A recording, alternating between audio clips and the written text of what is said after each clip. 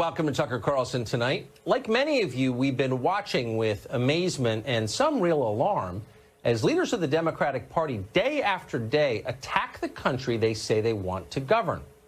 It is remarkable, and it's a very new development, by the way. Just a few years ago, even the most liberal Democrats in Congress felt obligated to say patriotic things about America. They may not have felt it, but they said it, and that matters.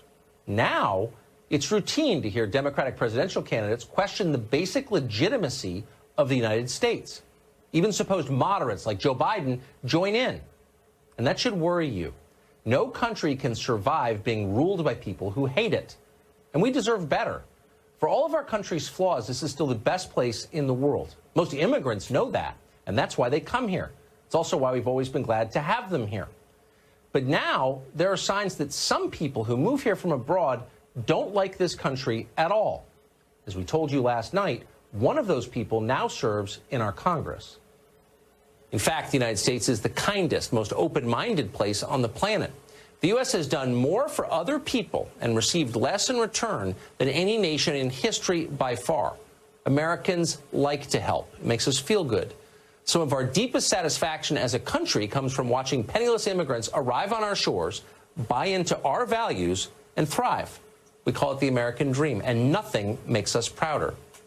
It was in that spirit that in 1992, the United States welcomed 10-year-old Ilhan Omar and her family. Omar was born in Somalia, one of the world's poorest countries. It was then ruled by a Marxist military dictatorship.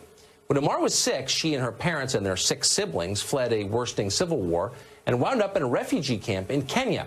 They spent 4 years there until America offered the family asylum here and let them settle in Minneapolis. Omar's father drove a taxi at first, then got a job at the post office, working for the government. Omar, meanwhile, grew up free in the world's richest country with all the bounty that implies. She became a citizen, then went to work at a state university. A few years later, she became a member of Congress, elected by voters who were proud to see an immigrant succeed. Omar is now, at the age of only 36, one of the most powerful women in America. It's an amazing story, really. Only in this country could it have happened. Ilhan Omar has an awful lot to be grateful for. But she isn't grateful. Not at all. After everything America has done for Omar and for her family, she hates this country more than ever. In a recent piece in the Washington Post, the reporter put it this way, quote, "In Omar's version, America isn't the big-hearted country that saved her from a brutal war and a bleak refugee camp. It wasn't a meritocracy that helped her attend college or vaulted her into Congress. Instead, it was the country that had failed to live up to its founding ideals, a place that had disappointed her and so many immigrants, refugees, and minorities like her," end quote. If anything, that's an understatement. Omar isn't disappointed in America. She's enraged by it. Virtually every public statement she makes accuses Americans of bigotry and racism. This is an immoral country, she says. She has undisguised contempt for the United States and for its people. Think about that for a minute. Our country rescued Ilhan Omar from the single worst place on earth. We didn't do it to get rich. In fact, it cost us money. We did it because we are kind people. How did Omar respond to the remarkable gift we gave her? She scolded us and called us names. She showered us with contempt. It's infuriating. But more than that, it's also ominous. The United States admits more immigrants than any country on earth, more than 1 million every year. The Democratic Party demands that we increase that number and admit far more. Okay, Americans like immigrants, but immigrants have got to like us back. That's the key. It's essential. Otherwise, the country falls apart. We made that point last night. We'll continue to make that point because it's true, and it's important to say it out loud, even if no one else is willing to. Needless to say, the left went berserk. They hate it when you say the true things. Ilhan Omar and her allies in Congress immediately demanded that this show be pulled off the air. They didn't rebut what we said, any of our points, or even acknowledge them. They just tried to silence us. That's how they operate. And of course, they called us racist. On one level, that's amusing, given how absurd the charge is.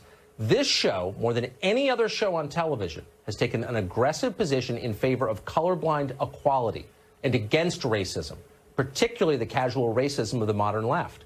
We despise the current habit of judging people on the basis of their skin color. It's wrong. We say that virtually every night. Racist? No. We're against racism, adamantly. Omar consistently puts her own race at the center of the conversation. But to us, it's irrelevant. Ayan Hirsi Ali, for example, would, by the standards of identity politics, by Omar's standards, seem to have everything in common with Ilhan Omar. Like Omar, she was born in Somalia, moved to Kenya, and eventually came to this country. Unlike Omar, Ali loves and cares about the United States. She believes our country is superior to the country she came from, and she says that. For saying that, the left despises her. Omar's friend Linda Sarsour once tweeted that Ali deserves to be mutilated for her beliefs. So, two Somali immigrants, one among the most impressive people in America, the other among the least. It's not about race.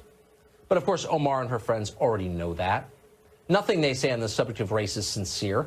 It's all a hustle designed to get them what they want. Omar has made a career of denouncing anyone and anything in her way as racist.